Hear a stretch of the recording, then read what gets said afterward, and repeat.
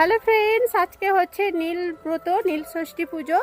তো আজকে আমি কোথাও যাইনি, আজকে আমি বাড়ির কাছেই মন্দিরটাই গেছি, মানে যাচ্ছি আর কি।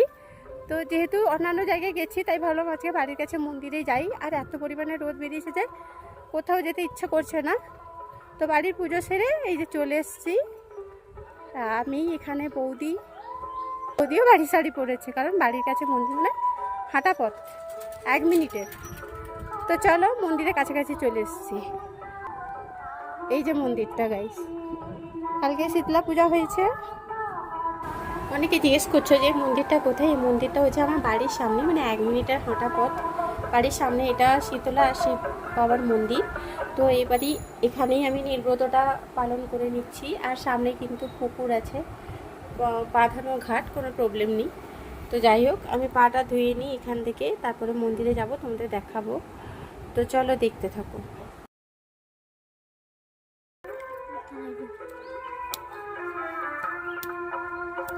কুচি আলতা পড়লি না, ওই আলতা পড়লি না। তো ফ্রেন্ডস, পা ধুয়ে চলে এসেছি। তো অনেকে অঞ্জলি দিতেও এসছে, দেখতেই পাচ্ছ। তো একে একে সবাই অঞ্জলি দেবে, আমিও দিব। চেষ্টা করবো একটুখানি তুলে ধরার তোমাদের। আর এটা হচ্ছে শিবলিঙ্গ, বহু পুরনো, না অনেক যুগ ধরে কিন্তু এই মন্দিরটা আছে আর কি। আর এই শিব বাবাও আছে, আর খুবই শান্ত। এই শিব বাবাটা না খুবই শান্ত, সত্যি কথা বলছি, ভীষণই ভালো লাগে। তো যাই হোক, এখানে পুরোহিত মশাই পুজো করছেন, আর আমি একটু আমার ঢংটা একটু দেখিয়ে দিলাম। তো চলো এরপরে পুজো করব। চারিদিকে ধূপ ফুল দিয়ে দিই আমি বৌদি মিলে। তো চেষ্টা করছি একটু একটু ভিডিও তুলে ধরার। তো দেখতে থাকি।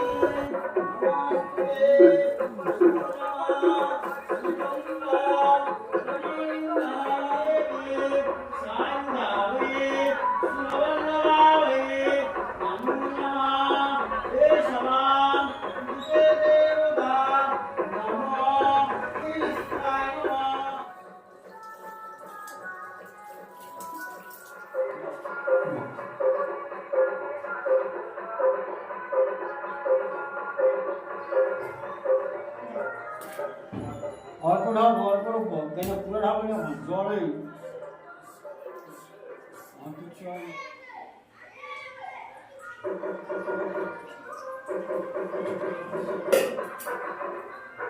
সো হ্যালো ফ্রেন্ডস, ফাইনালি অঞ্জলি দেওয়া কমপ্লিট। বাড়ির কাছে মন্দিরটা দেখতে পাচ্ছ গাইস, এটা আমার বাড়ির সামনে মন্দির। তো এই বছরের মতো নীলব্রত কমপ্লিট হয়ে গেল আমাদের।